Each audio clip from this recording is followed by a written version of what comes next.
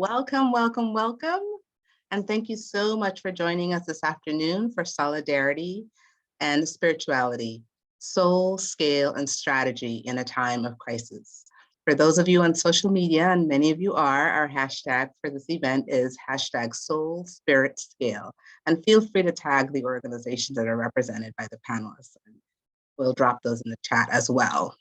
You can enable closed caption by clicking on the bottom of your screen where it says live transcription. If you click there, you'll be able to see closed captioning of the conversation. My name is Dr. Kim Tabari. I'm the Organizational Development Director at USC Equity Research Institute. I am a brown-skinned woman, for those that are visually impaired, wearing a green head wrap with silver stud earrings and a light green shirt. We begin this conversation by recognizing that California is home to Native nations whose land we are living on, and acknowledge that we here at USC ERI are on Tongva land. We acknowledge that the land we reside on was taken by settler colonial society that exploited Native, immigrant, migrant, and enslaved people, stealing labor, knowledge, and skills to build what we now call California. As we recognize this history, we must also grapple with what it means to live on stolen land, understand our role and responsibilities as guests on Native lands, and commit to supporting the struggle for Native nations' sovereignty and self-determination. Please take a moment to pause, notice the ground underneath your feet, and maybe with me, just take a deep inhale and a nice slow exhale, bringing your belly button towards your spine, feeling a little bit more grounded. We share these acknowledgements for three reasons. One, to pay respects to the original caretakers of this land for the past, the present, and future generations. Two, to raise awareness about histories that are too often erased or forgotten. And three, to affirm our commitment to racial justice and social change. Thank you so much for allowing us to get grounded in this way, offering appreciation to the land and the original caretakers, and to those who continue to fight for land and recognition yesterday, today, and in the future. If you haven't already done that, you can find out what land you're on by clicking on native-land.ca to look up the land. Thank you again. Our conversation today is a collaborative effort with the USC Equity Research Institute, the UC Santa Cruz Institute for Social Transformation, the UCLA Labor Center, and Revolutionary Love Project. Thank you to the staff at all the centers involved, in particular, Lauren Perez, Paris Valoria, Vanessa Carda, Bonastock, sorry, that's her new last name, Evan Knight, Glenn Matoma, Emily Jo Wari, and Ashley Torres. Thank you, staff, so much for all your work behind the scenes, and Rhonda Ortiz and Gladys. This conversation was sparked by the publication of several books authored by each of the panelists seen on the slide. So whenever you're ready to spotlight, let's meet this amazing panelist. It's my pleasure to start with our colleague, Victor Naro. We spotlight Victor? Yes. Victor is the project director for the UCLA Labor Center and author of recently published The Activist Spirit Towards a Radical Solidarity. Victor is a longtime and deeply respected leader in LA's social movement ecosystem. Welcome, Victor. Next, the authors of Solidarity Economics, Why Mutuality and Movements Matter. First up, we have Dr. Manuel Pastor, Distinguished Professor of Sociology and American Studies and Ethnicity at the University of Southern California. He currently directs the USC Equity Research Institute, AKA our boss, and he is the inaugural holder of the Terpangian Chair in Civil Society and Social Change at USC. Welcome, Dr. Pastor. And along with him, his writing partner, Dr. Chris Benner, is the director of the Everett Program for Technology and Change and director for the Institute for Social Transformation at UC Santa Cruz.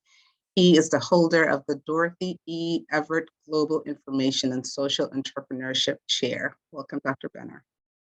And our beloved moderator today, Valerie Kaur, she is a Sikh woman, mother, wife, daughter, warrior woman.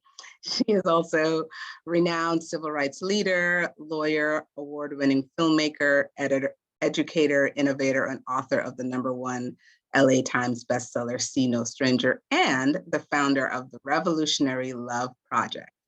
In September of 22, Valerie was honored at the White House by President Biden, along with 15 other uniters that were recognized for working to bring their communities together across lines of racial, religious, political, and other differences to prevent acts of hate-fueled violence, promote healing where such violence has had devastating consequences, and build unity. I welcome everyone here with open hearts to this conversation. Valerie, the mic is yours. Thank you.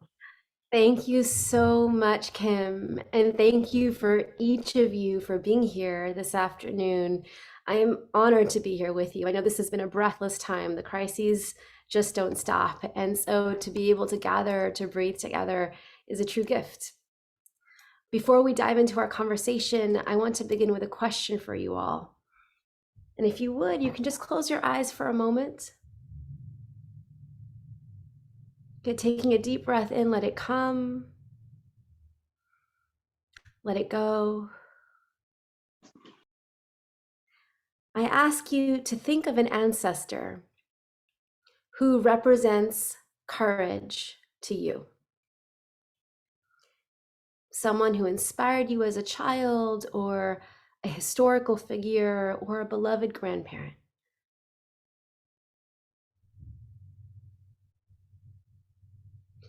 Good, imagine them standing behind you now, smiling.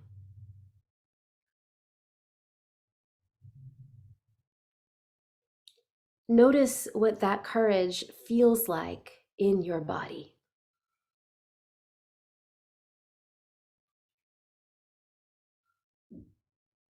Good, keeping that connection, I ask you now to think of a child in your life who brings you joy.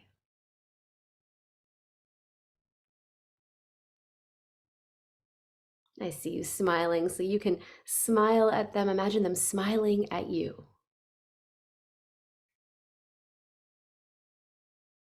Notice what that joy feels like in your body.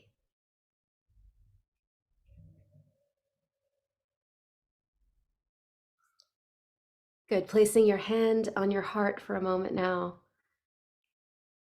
You are the link between the past and the future, between ancestors and descendants. May you hear something today that gives you the medicine you need to be brave with your life. Let it come. Good, and let it go. Thank you so much.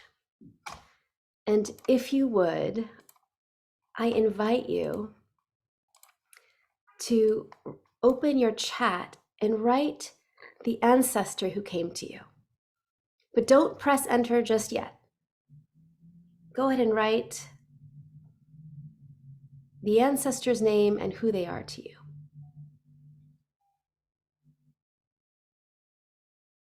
Good. Now on the count of 3, you can press enter. Are you ready? 1, 2, 3, enter. Oh my goodness. Look at this. Grandmothers and nanas and nanijis, grandfathers and uncles, mothers and aunts. So beautiful. Fathers and grandfathers. Imagine that all of these ancestors are in this space with us, turning this virtual space into a sacred space. Good, now we can begin.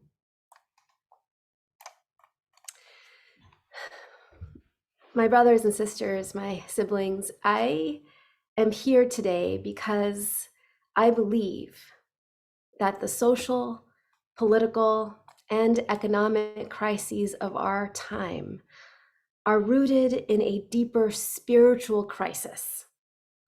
a constriction of the human heart, the choice to stand for some of us instead of all of us. And so we need sound government and we need just policies.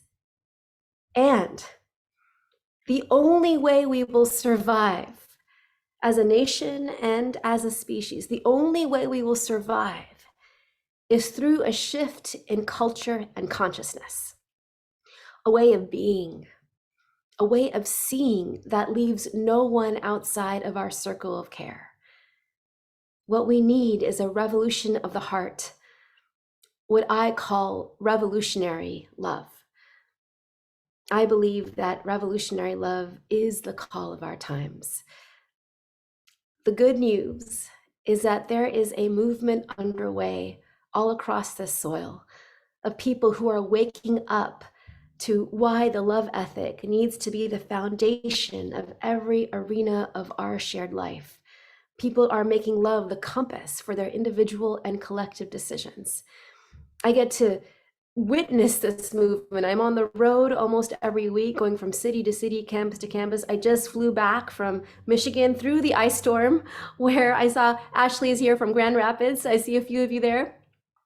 At that event in Grand Rapids, I met a young man at Grand Valley State University. And after the event that we held there, he came up to me and he said, I am on board with revolutionary love. I just have one question for you. What does an economy rooted in love look like? And I said, come and join us on Monday afternoon. Because who we have here are the thought leaders to help us imagine what an economy rooted in love and mutuality looks like, sounds like, feels like, and what it might take to get there. So I am so excited and honored to be with each of you. And I want to begin our discussion with a question for Victor. So Victor, I have been holding tight to your book, The Activist Spirit, especially because what you do is conjure the ancestors. You conjure the spiritual visionaries of humanity who called us to this ethic of love. I mean, this call to revolutionary love is not new. It is ancient, and it's been on the lips of spiritual teachers and indigenous healers for thousands of years. And now our future depends on whether we can put that ethic into practice on a scale we've never had before.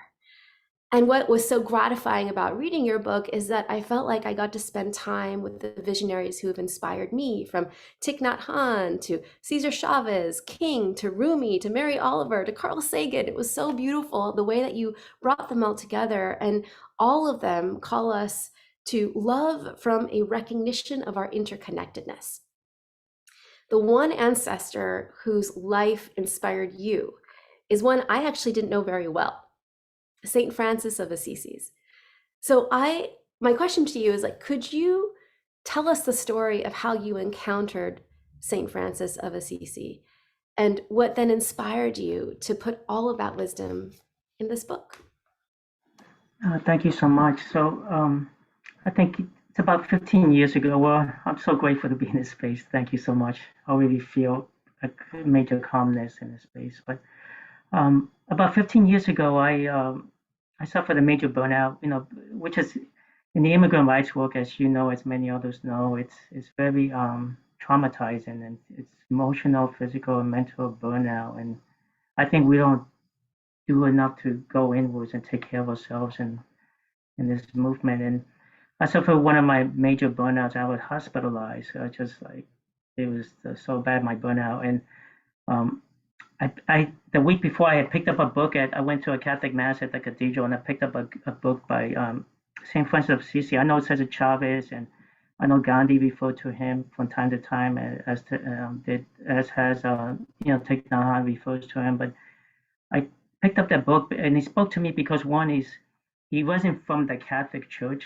He was from outside the church. He was a lay person who decided to go against the corruption in the church, and also back then and that was the part of the Middle Ages where the mercantile economy, which is like the early forms of capitalism, was making its way and showing the inequalities of wealth and privilege, and people suffer. And then you know, and he got connected with that. Now, Francis was a soldier. He was a knight. He probably committed crimes against humanity. And back then, there was towns were at wars with each other. But something inside of him told him to stop and to turn into a new path of life. And but he was the renegade. You know, the Catholic Church was freaked out by him. Back then, he could bring together 5 to 10,000 followers, and this is like foot transportation. They didn't have the kind of transportation mechanism we have today to mobilize. And so the Catholic Church felt threatened by him, you know, because he took the spiritual practice of love and compassion of the church and put into practice. And he also spoke out against the corruption in the church. And so he spoke to me from all those different ways, because I think I am a Catholic, but I do struggle with my church a lot, you know, in many ways. But St. Francis was that agitator, activist from outside the church. And then when he died, the church spent, and within 1 month, they made him a saint so they can co-opt this movement. And so I was like, well, that appeals to me as an activist. And so I learned, you know, I really bring him into my practice, into my daily life of St. Francis, the peace activist from 800 years ago. You know, what strikes me about that story, Victor, is that St. Francis spent the first part of his life driven by this self-interested impulse, and yet he devoted the rest of his life to act out of this place of love and compassion. And so that brings me to this book by Manuel and by Chris called Solidarity Economics. This has been such a stunning read for me and a necessary read for me. You both begin this book by explaining that our nation's economy was founded on the idea that Adam Smith put forth, that people are inherently selfish, that we act individually and out of our self-interest. And so the traditional neoliberal approach is to say, well, the markets will coordinate all of that selfishness to some blissful outcome. We see how well that has worked. But you go further, you say, well, on the left, folks have been saying, you know, what we need is government to step in and to constrain those selfish impulses. And while you both agree that government plays an essential role, you're going even further. You're saying, no, we have to go after the very premise that human beings are inherently selfish. You are saying we also have another impulse, the impulse to mutuality, to compassion, to what I call love.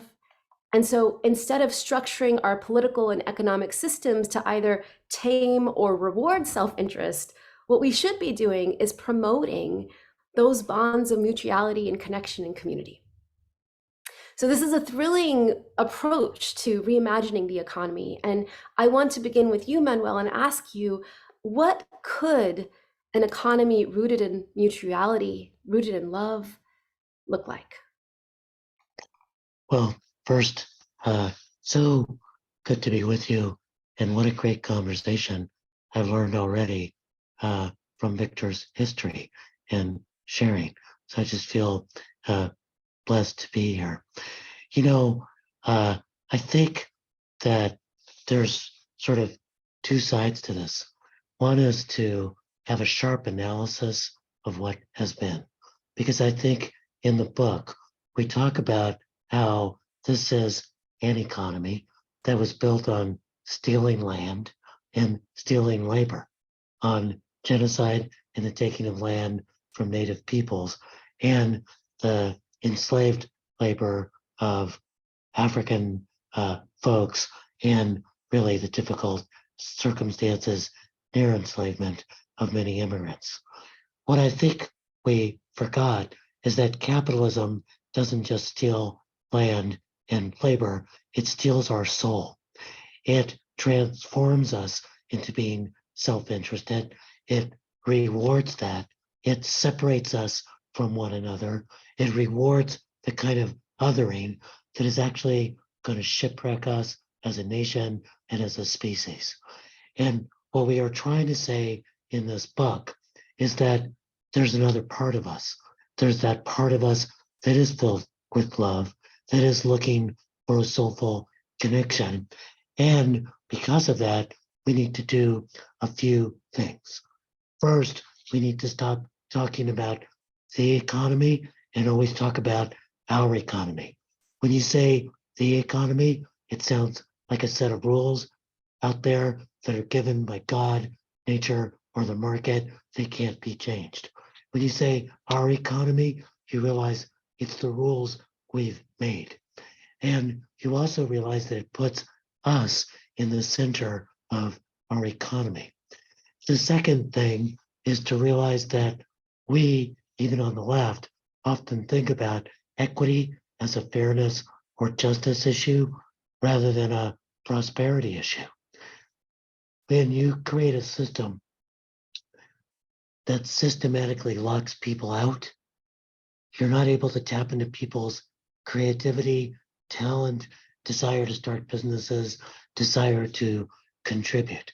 And so one of the really important things we're saying in this book is we should stop thinking about equity as a special interest and think about it as the center of the way we design our economy. Now, Chris and I have written now 5 books together, so I know what he's about to say. So I'll shut up now because I know that no matter what you ask Valerie, Chris is going to respond with the other part of the book. Great. Well, I was going to ask, Chris, how have you seen people implement the solidarity economics framework that you lay out in the book in practice? I mean, you've been working with folks in Salinas Valley, the Salton Sea. What does this work look like practically?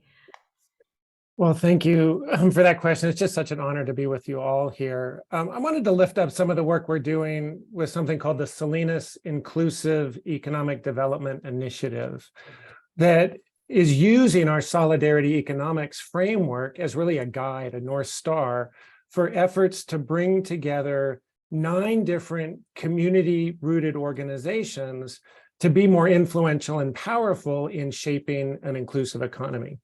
And it's bringing together the Central Labor Council, so unions representing 35, 40,000 workers in the region, workforce development agencies, community advocates and activists, and then also a educational arts education program in the elementary school and middle school program, who are beginning to see themselves as economic actors, because part of what they're doing is helping young people in the Salinas Valley envision a future they would like to live in and represent that in murals that are now in dozens of places across the county.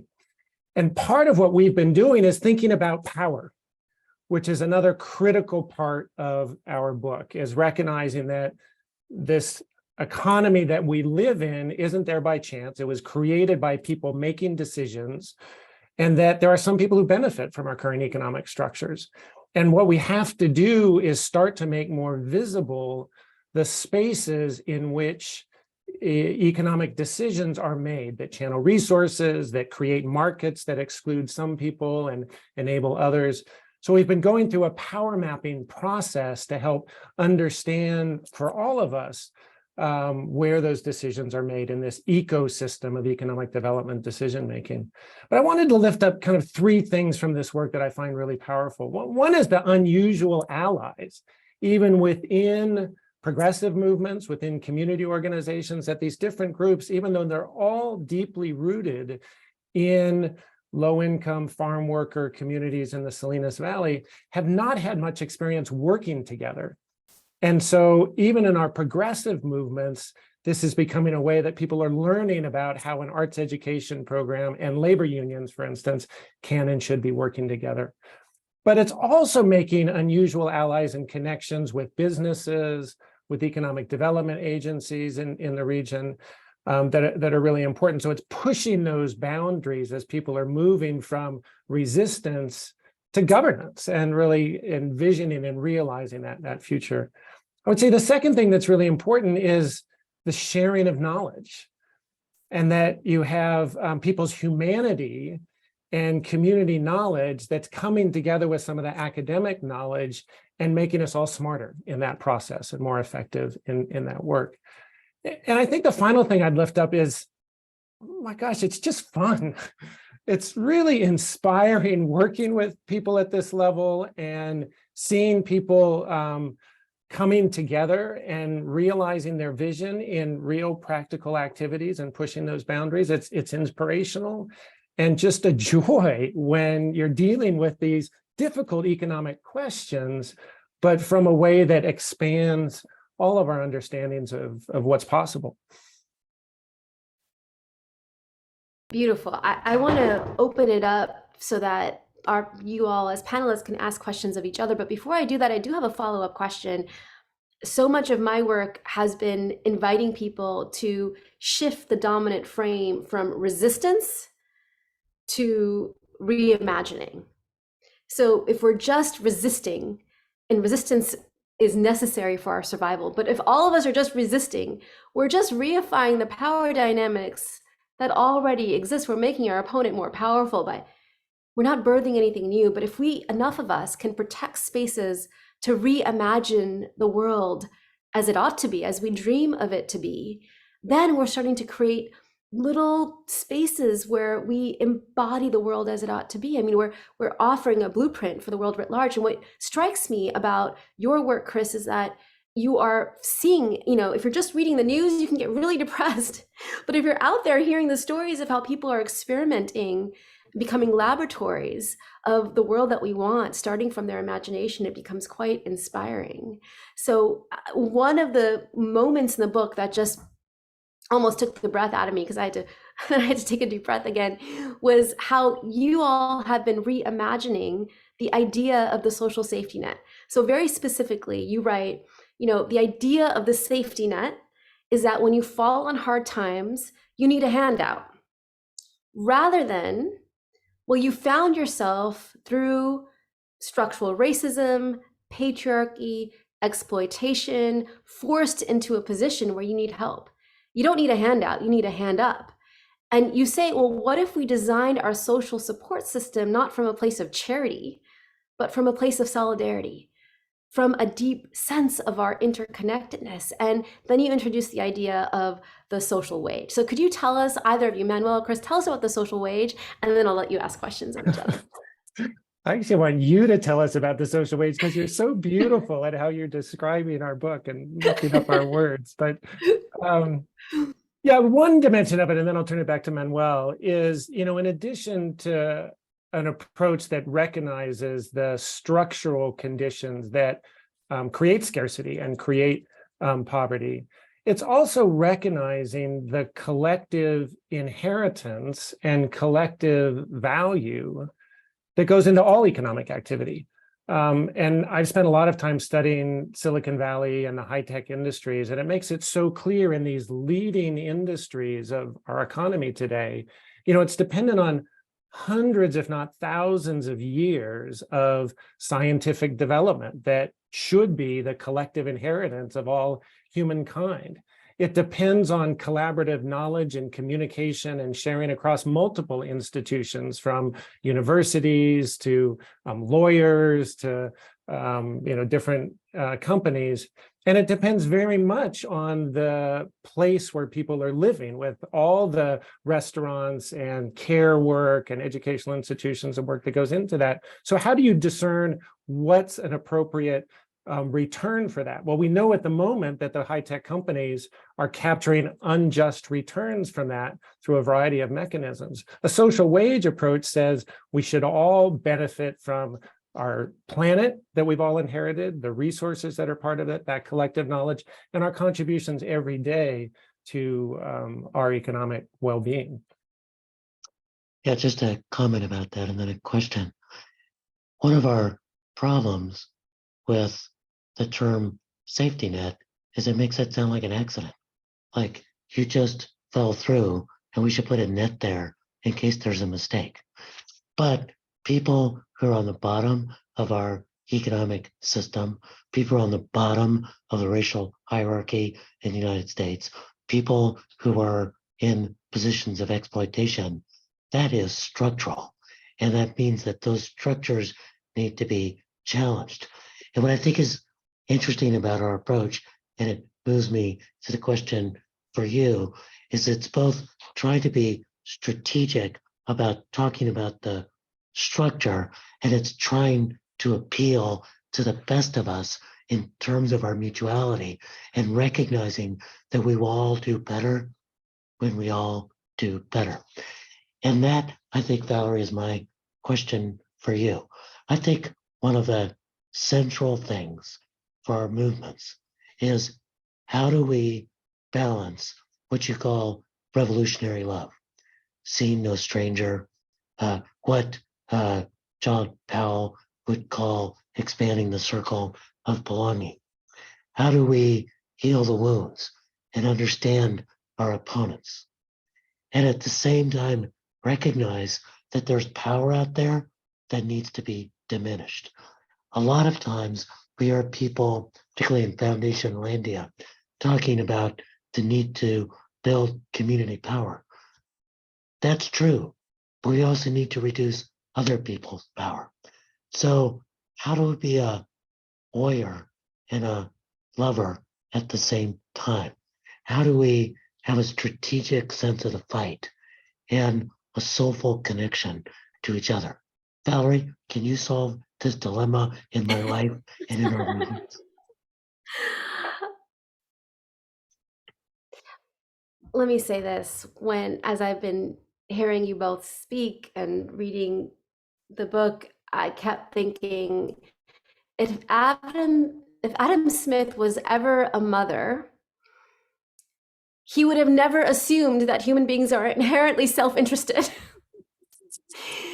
I remember the moment that my baby was placed on my chest and I was like shaking and sobbing from that rush of feeling. And I'm like, I'm falling in love. I'm falling in love. And I was falling in love. But in the meantime, my mother sitting next to me was opening up her bag, taking out her dal and shol and feeding me, like feeding her baby while I'm feeding mine. And I looked at my mother and I saw what I could never see before, that she had never stopped laboring for me from my birth to my baby's birth, that she knew what I was just beginning to learn, that love is more than a rush of feeling.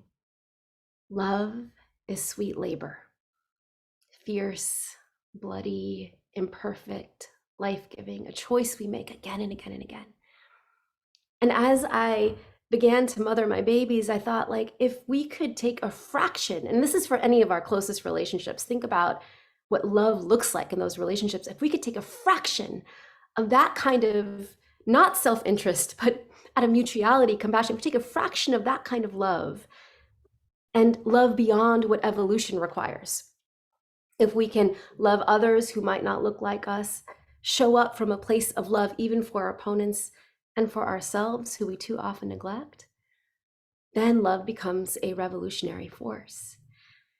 And so like Victor, I had a moment of burnout, 20 years on the front lines fighting for racial justice. And I just, I thought I had to grind my bones into the ground in order to serve. I thought I was only as worthy as my ability to suffer. I thought I had to make myself suffer in order to serve, because I was always comparing my pain to the people I was serving. And so I too burnt out, Victor, and I was lucky. How many women of color, have their lives taken, or they take their lives because they're not caught. And so I was lucky. I was caught by my family. We moved to the rainforest for a year, and I was obsessed with this question of how, if love is the answer, then how do we put it into practice in a fierce way, in the way that you're naming, Manuel, to still stand in justice for our people and approach our opponents with love? How do we do that? How? So I poured through wisdom traditions and social movements of the past, and I began to see these patterns, which I've come to call practices of revolutionary love, which I imagine as points on a compass. So I'd like to share for a moment with this, because I've created this compass to save my own life so I could come back to this country and still fight the good fight and last. And so I offer this compass for any of you. And as I talk through it for a moment, I invite you to notice what medicine you might need in your life right now. So you're pointing the compass, and let me begin with a definition. Revolutionary love is the choice to enter into labor for others, for our opponents, and for ourselves. Let's start with that first slice, pointing the compass toward others. That practice is called See No Stranger, and it begins with that inner ring called wonder. Wonder is the root of love. I have to wonder about my babies every day to know how to love them. So what does it mean to take that wonder out into the world? Imagine if you can look upon any face and say, sister, brother, sibling, you are a part of me I do not yet know. We all carry unconscious bias. And so when we engage in this practice, it is an anti-racist practice. We are training our eye to see all others as kin. It sounds really simple, but who we see as one of us determines whose stories we hear, what grief we carry, what policies we support, what leaders we elect. That brings us to that next practice. When we open ourselves to wonder, then we open ourselves to each other's grief, and grieving with each other is a frontline practice. There's no fixing grief, there's only bearing it together. And anytime people who have had no obvious reason to love one another have come together to grieve, they've given rise to new relationships, even revolutions. And that brings us to that next practice, which is to fight the good fight, that we all have a sword and shield, that we can own it's not all the battlefields, to know our field of influence, to stand up for people. They're wondering and grieving and fighting. Those are ingredients for what I call deep solidarity. Shallow solidarity is rooted in the logic of exchange. I show up for you, so you show up for me. But deep solidarity is rooted in the ethic of love. I show up for you because I choose to love you. And that is the orientation that gives rise to what you are calling solidarity economics. It comes from the inside out, to see no stranger. Okay, now this gets to your question, Manuel. What happens when the folks in front of us are an opponent? So we're turning that compass to an opponent. Now, notice I don't use the word enemy. An enemy is a fixed and permanent identity, but an opponent is a fluid category. And this practice is called tend the wound, because here's what I've learned to be true. There are no such thing as monsters in this world. Only human beings who are wounded, who do what they do out of their insecurity or fear or greed. That does not make them any less dangerous. But when we choose to see their wound, they lose their power over us. And this is where the call to love is not just moral, it is strategic in the way that you're describing. It makes me a smarter advocate. But it begins because I'm going after the algorithms, the institutions, the cultural norms, the policies that make them drive that behavior. But it begins with that inner ring. It begins with tending to our own wounds. It begins with honoring our rage. Victor, you have this gorgeous line from the book that you're imagining your rage as a baby to take care of, right? When we suppress our rage, it just makes us sick. The solution is not to suppress our rage or to let it explode, but to process our rage in safe containers, to move that energy. And once we do, we can ask ourselves, what information does this rage carry? What does it say about what's important to me? And I call that harnessed energy divine rage. The aim of divine rage is not vengeance, it is to reorder the world.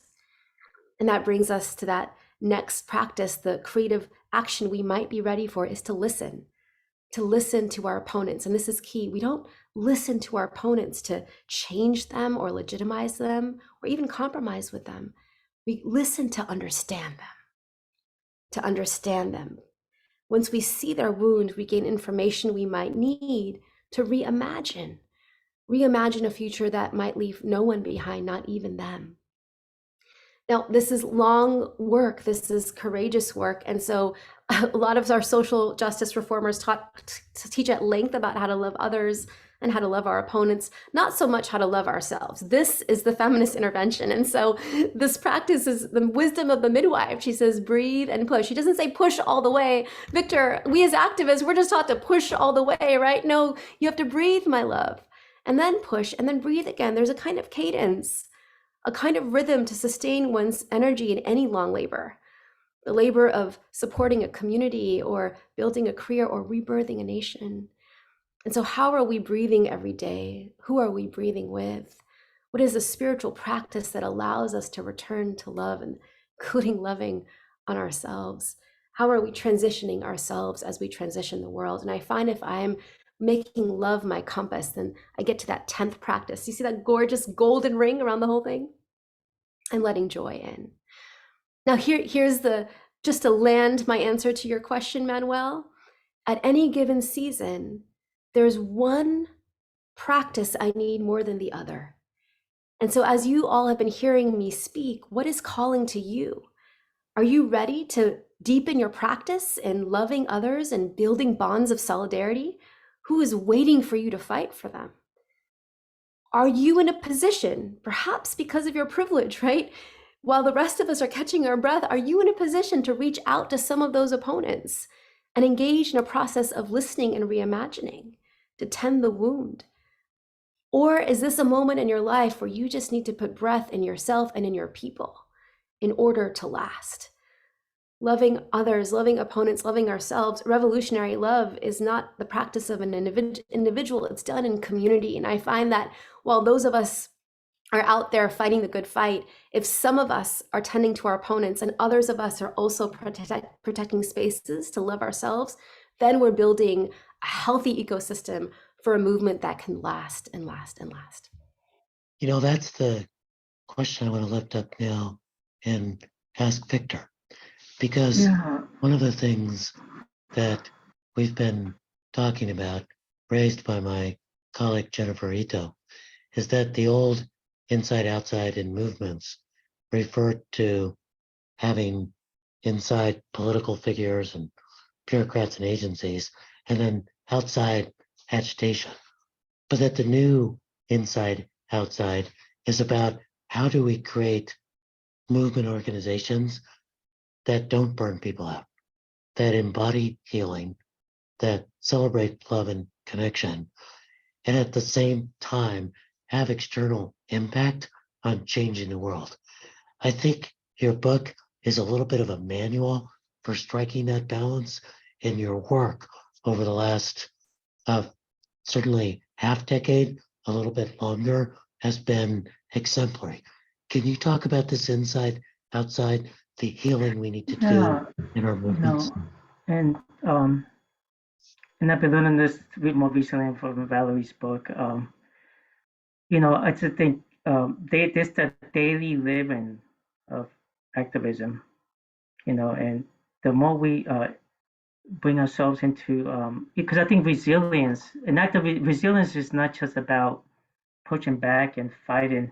It's also about being courageous and practicing self-love.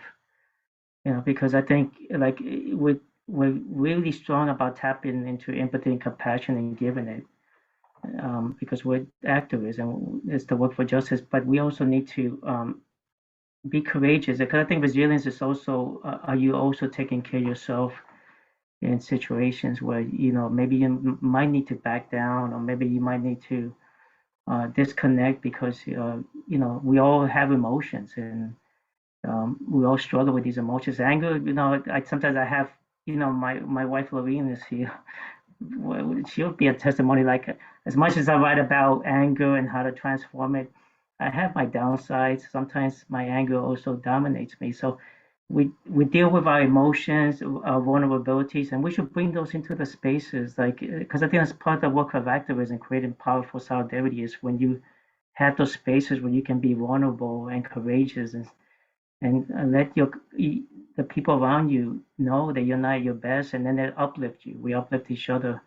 And I think just, you know, really being aware, like one whole day I go through like interactions with human beings. Like, it will be a coalition space, it'll be a meeting, it'll be a connection with my colleague, my student.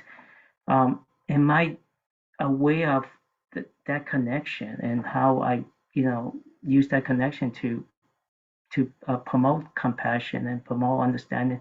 Do I, you know, anger is a dominant emotion. Do we harness it in a good way? Do I help others, you know, and do I help uplift others when they're struggling? Because trauma is real, and it brings out the trauma. I mean, I had a very violent childhood, and my trauma comes up a lot in my work for justice, because then I remind them, going back to my child, and sometimes I need help to I need to reach out. So reaching out, being vulnerable, being courageous about taking care of yourself, I think that's resilience as well.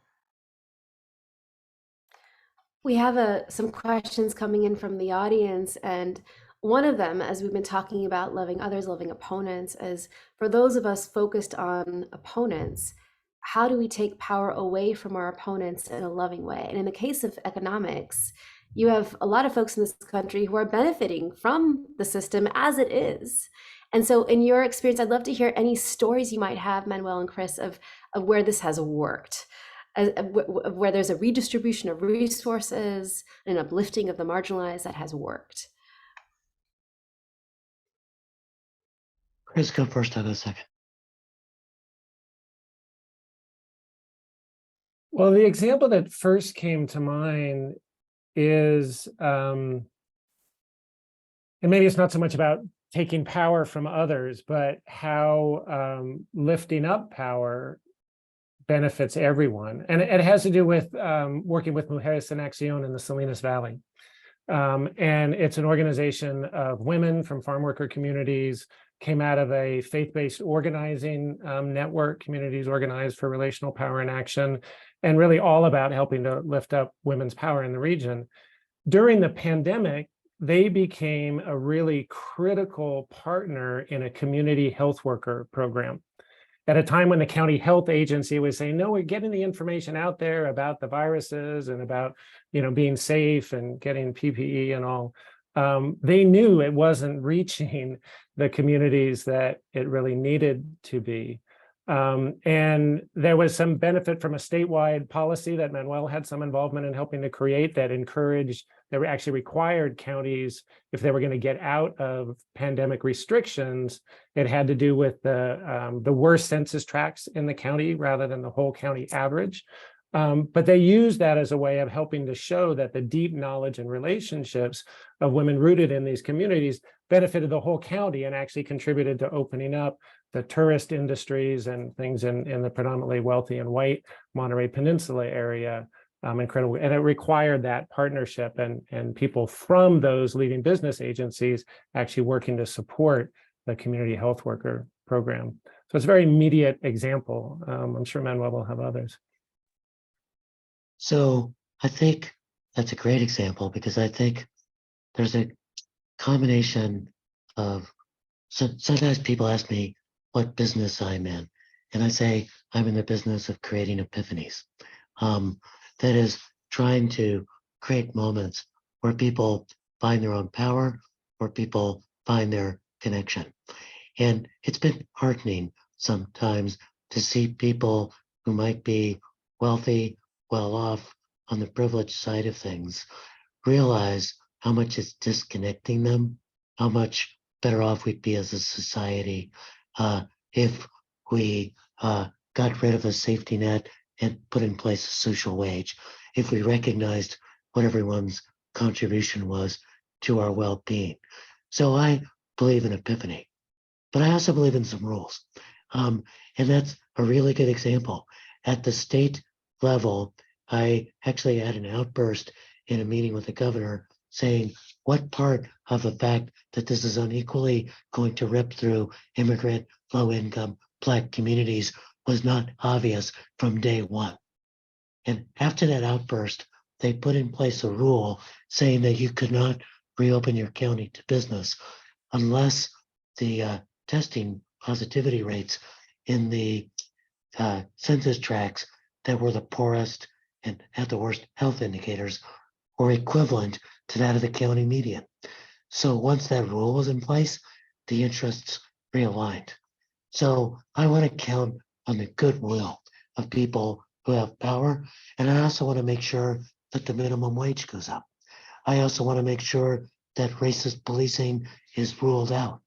I want to make sure that unions have an easier time to organize.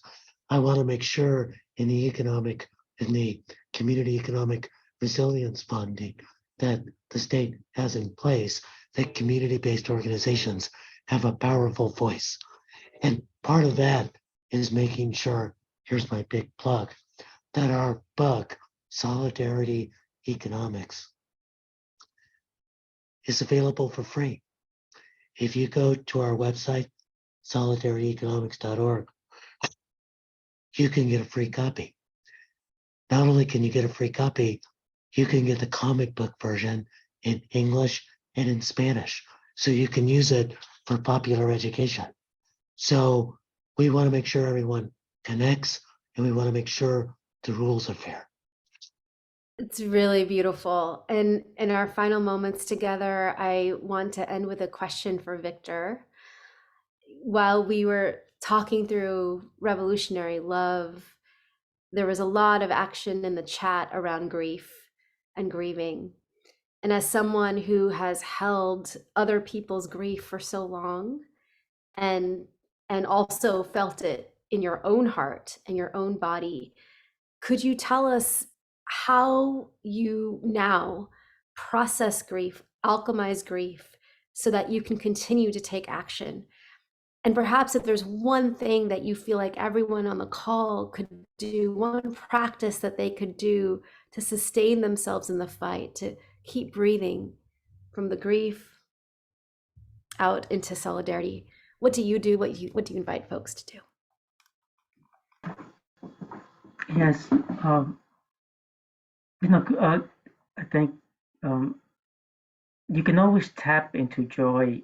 The thing about these emotions is they're all inside of us, and your inner wisdom, your body is full of knowledge. I think we intellectualize too much, but your body is full of knowledge, and your body can also be a powerful voice that speaks to you. And you can tap into joy to deal with the grief, the moments, and you can tap into love to deal with grief. And I think if you do that, if you do that and you're fully in the presence of someone you're doing that, I think it invites the other person to also share in that moment with you. But I think grief is something we all have to do. It's our right to grieve. I mean, we're humans, and we all have moments where we need to grieve. But then I think we we can take those moments and turn it into action when we also are able to harness the grief with joy and compassion. Because otherwise, grief can also harm us if we don't channel it in a good way. One thing about why I was attracted to solidarity economics too, because I just finished writing my book during the pandemic, and then I picked up solidarity economics. Our grief is also because we're not interconnected. We're interconnected, which sees so interconnection, not just human beings to human beings, but Mother Earth. Like we're all connected in so many different ways, just through the elements. Through the elements to nature, with one another. And I feel sometimes we disconnect ourselves. We think it's all about human beings, but there's the whole world, the Mother Earth, all the natural elements, animals. If we don't have that interconnectedness, that framework of looking at, the climate crisis and reestablishing our relationship, I think we're always going to be grieving. And that's one of the things I was so interested in solidarity economics. We do spend a big part of that talking about that as well.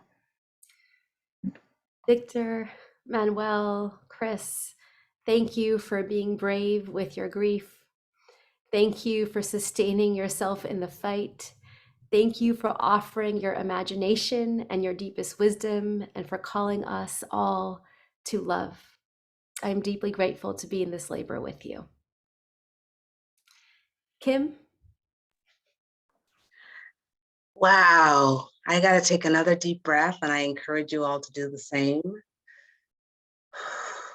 Thank you to the panelists and to all of you for being present in this conversation. My heart and spirit are full listening to Valerie, Victor, Chris, and Manuel share their experiences with solidarity at scale, as they too tend to the spirit and the soul. So there's a lot of takeaways, but the three that I will leave you with is: one, we need a sharp analysis of what has happened in the past and how it impacts our soul and separates us from one another. Two, love ethic is our compass. We must create moments or opportunities for people to find their own power or find your people. And 3, revolutionary love, solidarity economics, and centering spirituality in your activism is the call of our times. Now, there's a lot more nuggets, but I'm just going to leave it at those 3. I want to close by offering a quote from our beloved ancestor, Audre Lorde. I have come to believe over and over that what is most important to me must be spoken, made verbal, and shared, even at the risk of having it bruised or misunderstood. I wish you a great rest of your week, lots of rest and productivity, and I look forward to reconnecting with you in the near future. A deep bow to each of you. Namaste and Ashe. Thank you.